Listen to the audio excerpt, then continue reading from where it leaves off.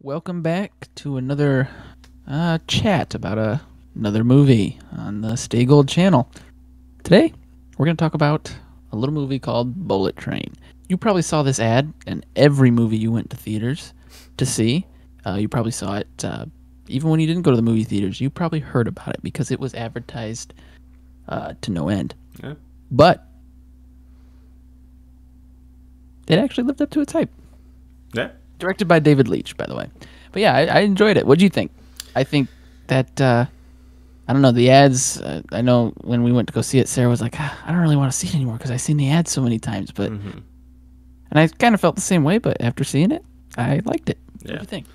The ads I saw, I mean, there were a lot, but I kind of just let them like wash, like Yeah. because they were so like fast paced and insane that I was like, I'm just gonna go see that Yeah. movie. I mean, I had a blast, man. I don't know. This was one of my Yeah. favorite movies of the year. I think Definitely. it Yeah. was one of the best theater experiences I've had in a long time. I had a lot of fun. I mean, the comedy was on point. It felt like very paced, like very measured, Yeah. yet wild and insane and shit. And yeah, I mean, I, it I was good. agree completely. I disagree with all the people I've heard and read that say the humor is bad, doesn't land, but then you turn around, read their other reviews and how they praise Marvel movies. Fuck right off. Yeah, And also, I thought that the humor did land, and I thought that it was even more natural than, say, the dog shit that Marvel pumps out because it it's not added just to the quippy. characters. Right. It was part of the story. It was part of the characters, who they were, and Yeah, it actually added something to the movie rather than just shoehorning in to make people laugh yeah. in It's like to quotation make you marks. think you enjoyed it because you like chuckled. Right. I laughed out loud a lot, and I Oh yeah, thought this movie had it was jam packed with like comedic moments for the audience, and definitely. maybe not every single one's gonna land for you, obviously, but I thought at least 50%, if not 60 to 70% hit for me, just in Oh general. yeah. So I mean, I thought like, and yeah, they did a good job, like in general, of just mining each moment too, of like its potential, Hmm. mostly for comedy, but just in Yeah. general, they didn't waste what they're given in this movie, like the time that they Yeah. had. But Yeah. No, I and agree. And no bad. no, just super fast paced. All the pacing was on point. The comedy all pretty much all landed. There was a couple times where it was just kind of like cringe, but most of the time, like you said, I would say probably 80% of the time, I was having a good time. I was laughing, laughed Yeah, out loud, yeah, and yeah, it was good. The yeah, action all melded together very nicely. yeah. Thought like it hooked me very quickly too. Like the premise Hmm. kicked in very quickly. Like once Brad Pitt takes the briefcase, and you've already met the other two who own the Yeah, briefcase, that instantly kind of set the action and the plot into action. And I, at that point, I was on the train. Like mhm. I don't know, they did a lot in the first few minutes just to get you on the train and get you moving. Literally, Right, right, kind of felt like Guy Ritchie. I got that vibe pretty quickly into the movie, definitely. especially when it's just the two British dudes like quipping and antagonizing each other. On Yeah, like I mean that's just gonna like okay, wow, that's homaging Guy Ritchie, I would assume, but yeah. and It Aaron if not Aaron inspired Taylor by. Johnson and Brian Tyree Henry Yeah, stole the show. what a combo, Definitely. man. Yeah, they Oh had my god. a lot of people like stole it. I mean, didn't steal it, but like they just had all their moments to shine in this movie, and Yeah, especially Aaron Taylor Johnson. I think this is one of my favorite roles I've seen him do, just in general. yeah, Like he had a lot of like the anxiety of the situation, but he like kept it all like contained and like yeah, kept the mission at hand, and he was very like cool and collected, you know. yeah. Yeah, it's kind of sad of how he dies, but Right. Yeah. that It death was a was bummer. dope as fuck. I mean, all the Yeah. deaths in this movie were great, so that scene was great too to have in the movie. Yeah. No, I agree. I think, like you said, everyone had their moments to shine, and it was kind of nice because it's advertised as a Brad Pitt movie, but he's older, and he's not going to be the action star that you want him to be when he was younger. So it was kind of nice that he was kind of laid back and he Yeah, let everybody else do all the action. He was just kind of trying to find himself. So yeah. I it was mean, good. I think Brad Pitt brought like so much to this movie. Him, but Yeah. also I think that character as written is one of like the best characters I've seen written in a long time. just the fun of like the namaste like therapy minded older Yeah. hitman who's trying to like find himself later in life. That was just that had so much potential, and that's where a lot of the comedy I thought came and landed was with Brad Pitt. Like just Yeah. his not ineptitude, but like not wanting to like manage the situation how he usually does or whatever. He's Right. trying to be a Right. better person, and he's like just his like his personality and his like character landed so well for me. I mean, Oh like yeah. No, just like the definitely. some of the things like he's like I don't even know you like when he's Yeah. fighting the wolf, and then after the wolf is dispatched. Zay Beats or whatever. Yeah, but there's like a line after the wolf just like falls and like breaks his neck or whatever. He's like, what is it? He's like, oh yeah, let this be a lesson on the toxicity of anger. He's like just trying to find meaning out of like the stupid shit that's going on around him. That is just, I thought that character was great, and Brad Pitt was chewing that shit up so much. Oh yeah, definitely. He was great in it. I mean, I think he could do comedy very well. Yeah. One of my favorite parts was when he was in the closet, and you just think he's gonna walk by and not see him inside the coat hanger thing, and he opens and he sees him, and he's like, "What are you doing in there?" And I just thought that was perfect because you didn't expect him to actually, I don't know, see him in Yeah. there and stuff. So I really liked that part. And then Yeah. yeah, Kept you on your the toes. snake and everything. The movie, yeah, it definitely did. Right away, I mean, it's like a homage to Japanese culture. I mean, a lot of the titles and credits are in Japanese, and I Yeah. was wondering if that's just to reflect like the setting. It's obviously takes place in Japan, Yeah. or if it's like also wrapped into like the inspiration.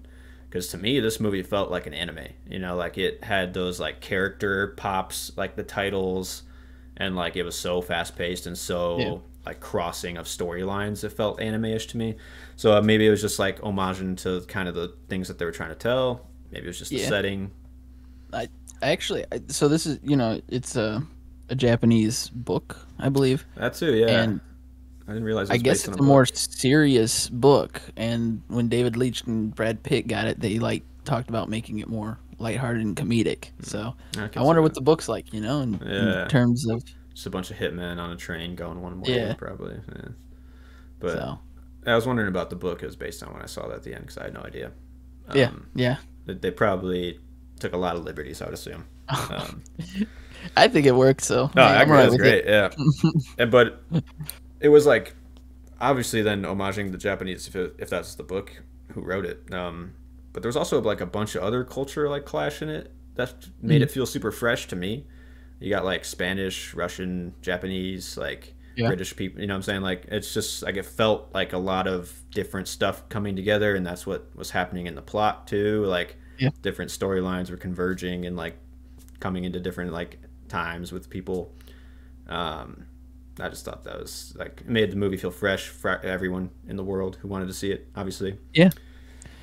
No, and I really liked, like, one of the complaints I saw was like, oh, they broke the fourth wall too many times. I'm like, I'm pretty sure they only did it once. when did they break the fourth wall? I didn't remember it. It's when they were counting bodies, the tangerine and lemon. Oh, yeah. They were, shooting, looking at the camera, one, things like that. But I was like, that worked for me. I really enjoyed that sequence. Yeah, it So was a really fun flashback.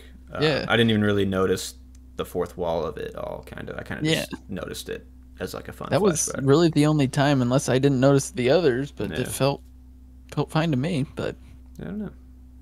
yeah, I mean, overall though, I thought that the movie like used its flashbacks and just its flashes outside the train in like super smart ways. One, it just added like momentum and freshness to the plot and to the scene. Like you want to get off the train eventually to see something else. So like yeah, this is the way to get off the train without leaving the plot. And it just added like injected so much energy for a lot of the flashbacks, like with like the kill count flashback. That was the first one Yeah. where I was like, holy yeah, like let's go, like just Yeah. take me on a journey in a weird. And like the Bolivia flashback where they just cut to like the look on Brian Tyree Henry's face when he like takes the goggles off. Yeah. And it's just like blood everywhere. the brutality. Yeah, and it added like fun, and it also added like history to Yeah. the characters and to the world. Right. Like with Johannesburg, like Brad Pitt getting shot by Lemon. Yeah, I mean, it's a great scene, but that just like shows you that these people are like crossing paths in other ways too, kind of outside. Right. It adds like you get thrown in with these characters, so these flashbacks really help add depth to the ones that matter, you know. So Yeah. I thought it was done really well. I thought it wasn't confusing at all. I thought that it wasn't jarring enough to make me think, okay, well maybe we don't do this many flashbacks, because sometimes it can be overplayed, you know. But I think it really worked out and paid off Yeah, in the end, for sure. And yeah, I think the one where I was like, man, I don't need this flashback, but they were already on top of me was like with the elder. It's like almost towards the end of the movie. And he's like, I got to tell you a story. I got to tell you this. And then Brad Pitt's like, nah, I'm good. I don't want to. yeah, Like, he's like talking to the audience. He's like, we don't want to hear another story. Like, yeah, third act in this shit. So, and then they tell it, but I was like, okay, you got me. I'll listen. Like, yeah. So they were smart about it, even No, later in the good. movie, you know, when they realized they had probably done a lot of flashes. But, yeah, they were just on top of it, honestly, in a lot of different aspects. I thought it was super well done, super well executed. The action sequences were good. I mean, the violence was top notch, nice and violent. Really enjoyed that. Yeah, it was good. The action, I thought too, like, did a great job of like using every moment to its advantage. Like the comedy was there, but also with the action, they brought a lot of the comedy into the scene. Like they make every action move like a character moment in a lot of ways. And one of the examples that I just remembered is like when Brad Pitt gets like hit in the shin, and he's like rubbing his leg, and it's like part of like the choreography, you'd say. Yeah. But it's like a character moment, and then it transitions into the next character moment and how he's gonna fight back after his leg hurts now. You know, like Right. it's when you have action people like David Leitch's his background, like Yeah. he's not wasting what he knows. Like when he gets on set, he's wanting to make the best action sequence or whatever. Yeah. And it's not just like with Marvel with all these other shit. You don't just like throw a fist and make a cool like punch sequence, and it's literally not gonna land because you're not landing punches, because like they're not meant to land because you have no impact behind what you're doing in the scene. Right. You know. Like, Right. But with these, the punches are landing. Like the silent fight was a really smart way of like getting an action scene and making it different. And you like every time the lady cuts back and like shh, they're like more fucked up every time you see them. Eat a bag of dicks. Yeah, it's like adding. It's a fun action sequence, and it's adding like moments to the character and making payoffs. Definitely. And making shit happen. Yeah, and then you have those little things like the water that he poisons. You know, he's got his measurements down and he just dumps it in there. But Dude, I laughed got so that. hard. It's because like the way that they set it up is like, oh, I got it down now, I got it. Yeah. And then and in his face, he's like, yeah, whatever. Fuck it. yeah, yeah. He tries and then he like Yeah, dumps it in. Yeah, but I Do mean, you have that? there's so many payoffs. Yeah, this yeah. movie sets And up then- so much and knocks it down. The vest, when he's like, you got your vest on, he's like, nah, you know, it just adds another element of like, oh, I'm just gonna get shot in the neck because I'm thinking about, oh, I'm safe down here. Yeah. And then it's flip flopped, you know, he gets saved by the vest. Got it. Tangerine gets shot in the neck, you know. Yeah. That was just a great payoff. The water bottle was a great payoff. Water bottle was great. The boom slang, the snake, I thought was Yep, the fantastic. snake. I like the way that they even cut to the flashback of the snake. I thought was Yeah. like great. I was all in on that. Yeah, and then like the tangerine truck at the end that Lemon steals, Yep. like the ultimate payoff. Oh, yeah. Come up in The- payoff. Like We even had a flashback for the water bottle. Yeah. Even, you know, it was, yeah, at the end it was like one of the most important players in the yeah, I had a great time. I thought well, okay, well I'll just go through the characters first because I kind of wanted to talk a little bit on each one. But Okay. first off, the wolf, it's Bad Bunny. I had no idea. Yeah. I've never listened to anything he's done. Me either. I just knew it was Bad Bunny. I didn't even know that till after, but it was pretty fun. I liked how he was like dead at 5 minutes after he's introduced. That was Yeah. pretty awesome.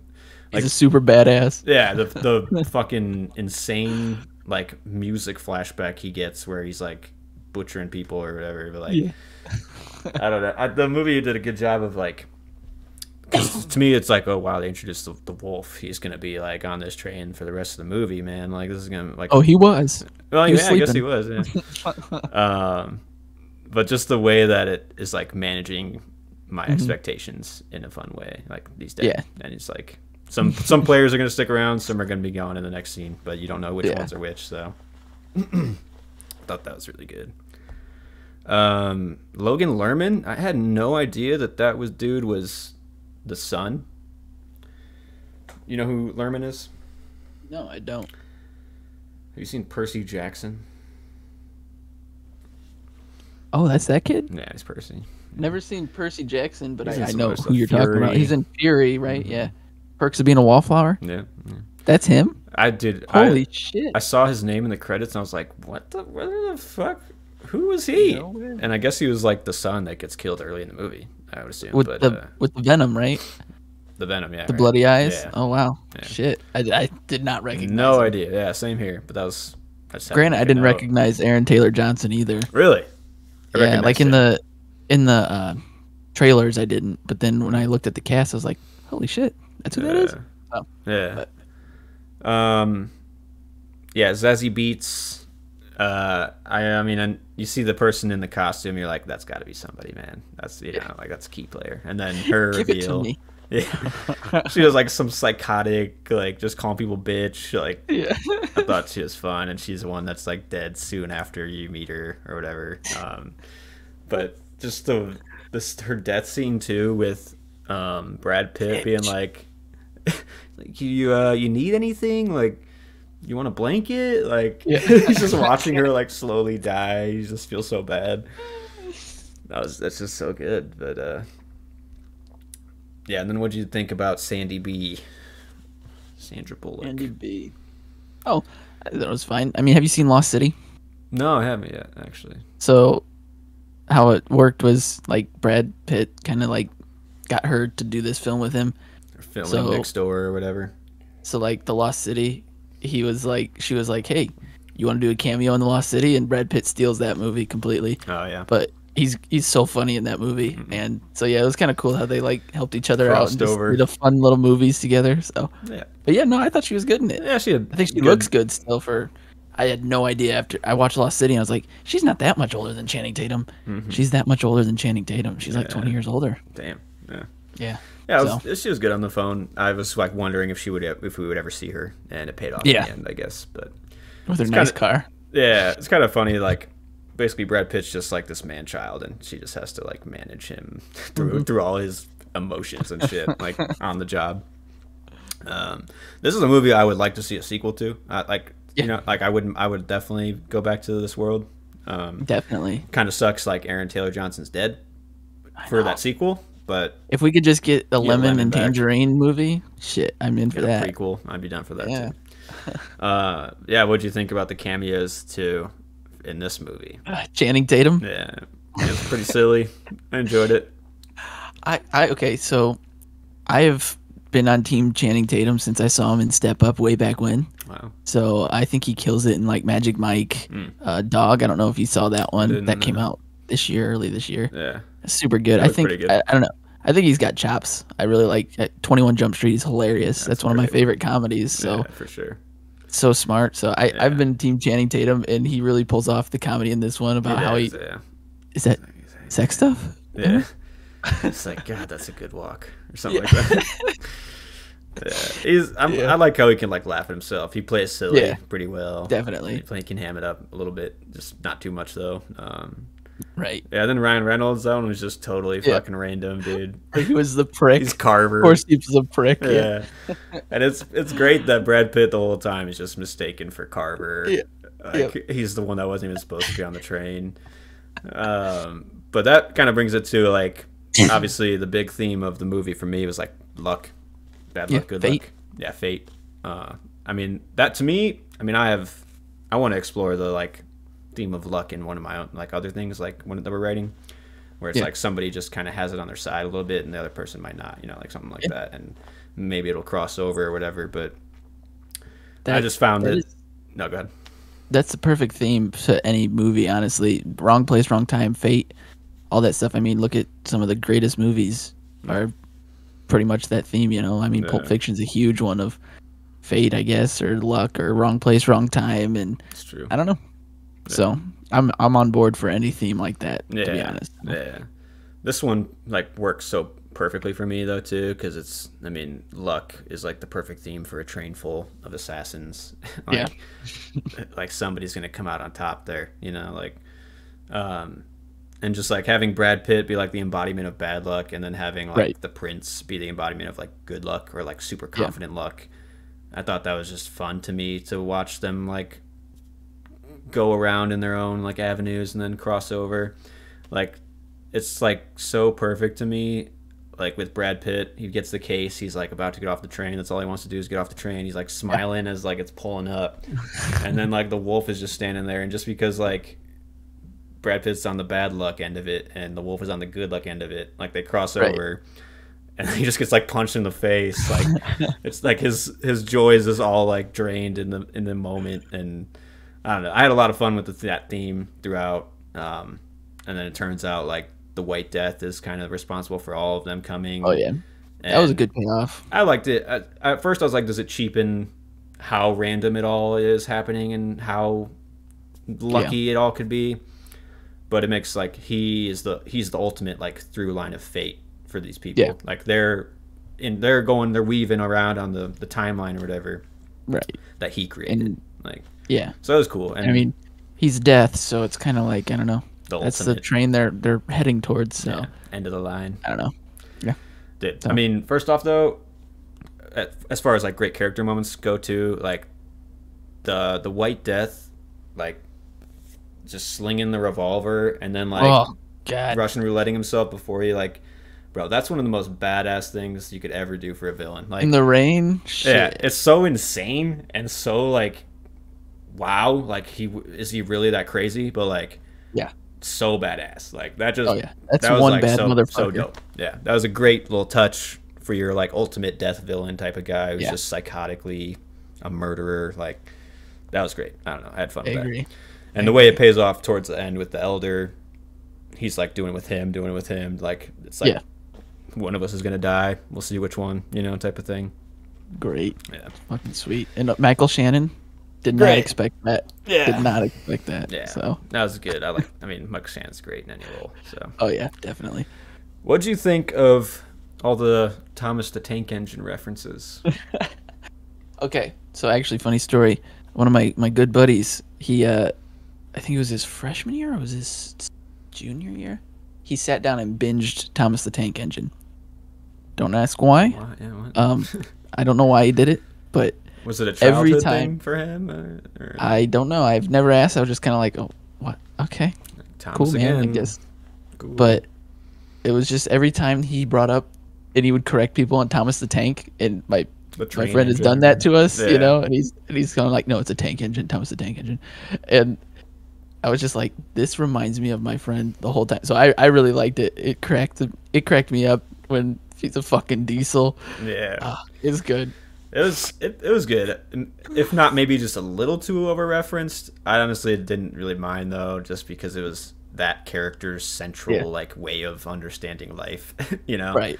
And when like the diesel stickers on the gun, like that moment was like cool to me and Mm-hmm. meaningful because of what all the times he'd been referencing it. So it was cool, and it all fit into the train of it all, you know, like Yeah. the train theme of it. So it worked for me Definitely. too. But I just Yeah. wondered, for someone who is just like totally against that reference or whatever, or thinks it's dumb, wow, you're gonna not like this movie because like Oh, they yeah, just no. there's so many. Thomas the Tank. It was so funny, and I told Sarah about it because she doesn't know that side of our friend, and I was like, yeah, he binged Thomas the Tank Yeah. Engine, and she was like, oh my god, and then she like started thinking about it. He's like, that's stuff he would say and do, and I'm like, yes, exactly, that's his character right there. So yeah, I really liked it. It was super funny. Yeah. Nice. Yeah, just a few more notes. I guess if I had to be slightly, I gotta go to my negative space. You know, there's always some, I guess, but and it's really not even like this movie failed. It's more just like I'm feeling a gripe that I think I've talked about in the past, and I don't know like what the problem is, and I'm curious if you feel it too, which is Okay. like the third act of this movie feels kind of cheap. Not, and in a sense of, I mean, the CGI was not great towards the end of this movie. I would Okay, say. yeah, That's one aspect of it all, but like It's just that like most third acts nowadays, like destroy the momentum and like the character growth that they'd been building towards in the previous two acts. And it's a lot of the times it's because you need to band together. You need the team to band together and Right. get the bad guy. But like in this one, it kind of works because they like want to stop fighting and kill the guy at the end or whatever. Yeah. But you always have to like stop characters from what they've been doing for the previous hour and a half and be like, well, stop. Okay, let's go do the one last thing and we'll never talk again. You know, like, Yeah.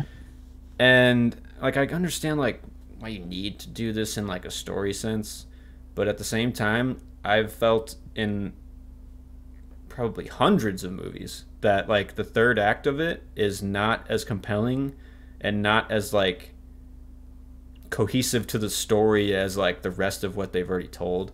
And Yeah. I don't know if I'm just like griping on the story structure of it all, or like you have to like get them down and then bring them back up at the end or whatever. Yeah.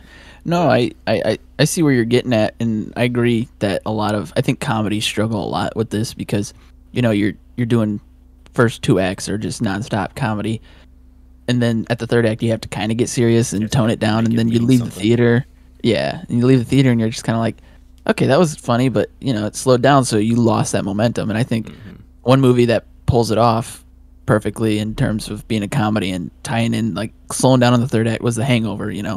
Because they have that title sequence at the end, the end credit sequence where they show all the pictures and stuff. So I think that kind of brought it back and buttoned it up nicely. But I agree with this one; it lost its momentum there towards the third act. But I don't know. I think it pulled it off better than most movies nowadays in the third act. Definitely did. In terms of like, because this is pretty much a comedy in its own right. So I think that the way it slowed down enough to where you had the White Death and he did his his speech and all that stuff and had to tell all this stuff to button it all together.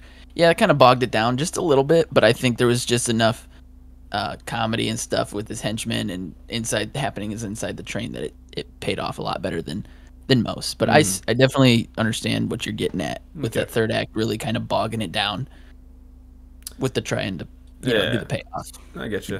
I was just wondering because it's something I've definitely felt in movies, and I don't know if I'm just like, and I don't think it's just me. I think it's a lot of audience members where you're like on the high, and then it's like they let you off at the third act, but it's like you got to do 20 more minutes, And I would say I think I heard a long time ago the closer you can put like your climax to your resolution, the more successful your story will be, just because there's less like drag time. And I think that's something I would strive for, is like making the climax something that is not something that's going to be like I need 30 minutes of resolution to. Yeah. But also like making it impactful almost towards the end of the movie. I don't know if that's an achievable thing, but I think it is. I mean, I think that because this movie is not full blown, I mean, it's an action movie, but it's not like one of those, like, I would say John Wick is, pays off on all acts because it is just a simple action movie. You don't have to have that super strong emotional payoff yet. Yeah. I mean, the second one, you end of the second one, and it's like the best cliffhanger you've ever had, and you just want to go watch the third one right now. The first one, it could have ended, and that one was a good payoff because, the action went all the way through, and then it died down. You had that moment where we went back, you had the first scene and stuff like that. So I think as an action movie, I would agree that it did kind of bog it down. But I think because it wasn't just a full-blown, it couldn't do what like John Wick did, It had to have that emotional payoff, I guess. Yeah. Because the characters mattered so much. Yeah, I mean, that's like where you probably struggle with a lot of writers, is like you have, I mean, I want to say maybe like 5 to 6 characters that are meaningful at the end of this movie, and you have to pay off 5 stories. And that's where all the cross-cutting comes in the third act of like, we need to get a shot here, get a shot here, get a shot here, just so we're getting like the beats and the information across. Yeah. And I think you just lose investment overall. I mean, that's just what I'm finding, but I just wish I just feel that in my soul, and I kind of just wish it wouldn't happen, but maybe that's just the nature of the storytelling on the screen, I guess. But once in a blue moon, I think you get the good ones. But like I said, it's sometimes if it's just got you're too invested in characters, it's kind of hard to tie it down without slowing it down. Right. exactly. Some movies do pull it off, but you know, a lot of those are just the simple action movies with the simple plots, and you know all you need to know about the character, that he's either a badass or, you know, not. But yeah. Well, yeah. After that, I'll just have like just a couple notes. I just want to say, one of my favorite moments, and it ties into the bad luck of it all, is when Brad Pitt is like confidently putting up the briefcase and he's like, yeah, this is, and it just opens perfectly. I mean, that moment was fantastic. And then towards the end where he's like getting blasted through the train and like perfectly hits the padded costume, that's like the full circle on the luck train, you know. And that was just great. I mean, I like that journey overall. And then kind of just a side note, I thought it was like, I don't know what the budget for this movie was. I'm assuming it's pretty low in general. But I think they probably just did a good use of like their set building. I don't know how many train cars they built. I kind of am curious how many they built, but I would assume that they reused a lot of them and redressed a lot of them. And they all felt pretty fresh, even if it's just like changing the lettering, stuff like that, changing a little bit of the choreography or how you're shooting the train or whatever. Definitely. It's a smart filmmaking, I would assume, on how they save some money and created different feels. Another good example of why practical is better, you know. Yeah, you don't like this. They go outside to do other like locations every once in a while, but this is probably all shot on a set for the most part, and in the one train car. Like you just have to have good writing. Make it interesting if you're in an isolated area, you know, which is possible. Some of the best movies are isolated. You don't need some grandiose green screen butt fuck fest. I don't know. I just 100%. This movie is. I mean, they go CGI butt fest towards the end there, but throughout, mostly it's contained and very composed, I'd say. And just in general, like they knew what they were making when they made this movie. Obviously, with the name Bullet Train, it's a great title. But like the writing and the script of it all, it's paced like a bullet train. It's very fast. It's like it only stops every once in a while for a very short time, and you're on it, you're going, you're not stopping. I don't know. This movie was very smart. I had a great time. That's really it. I was shocked in how much I really, really enjoyed this movie. It's in my top 5 of this year. So nice. Yeah, for sure. It's great. It was a blast. Me, Sarah, and my buddy went and saw it, and it's been a long time since he's been to a movie. I mean, he went and saw Maverick, and of course, you know, he loved it, but it's just he's on the same boat of like they just pump out sewage nowadays, so it's kind of hard to go to a movie and leave satisfied, you know. So it was nice to leave this movie kind of on a high of like, wow, that was a fucking blast, you know. Absolutely. So. And it's like, I guess semi-original movies can still be made, you know. Like, this is a very basic premise movie where it's not a franchise, even if it's based on a book or whatever. But it felt very original and very like, these are the movies I'm going to focus on seeing going forward in my life. I don't need to go to any Marvel movies in theaters. Never again for me, but one, because I just don't have the urge much anymore. But two, I want to support movies like this, you know, like, and get them the shine that they need in this industry. So, and they need it at this rate, you know. I want studios to be more confident in making movies like this. So that's where I'm gonna put my money. No, I agree. I think that, you know, it needs it at this point, because clearly they think they have it in their head that the only way we make money and people enjoy movies is if it's a Marvel superhero movie. Right. So. Which is not, because this is much better. So. Yeah, much better. Absolutely. I would go see it if it's still in theaters. Go check it out. When it comes on video, this is a great movie to watch with friends and stuff like that. Highly recommend. A blast. Yeah, you'll all have a good time, I would think. So, two big thumbs up for me. Yeah, 2 big thumbs up for me too. Yeah, absolutely. Definitely. So, yeah, go see it. Yeah. Go support these movies. Quit watching that Marvel sewage, please. Yeah, all right, but we'll see you on the next one, guys. Have a good one.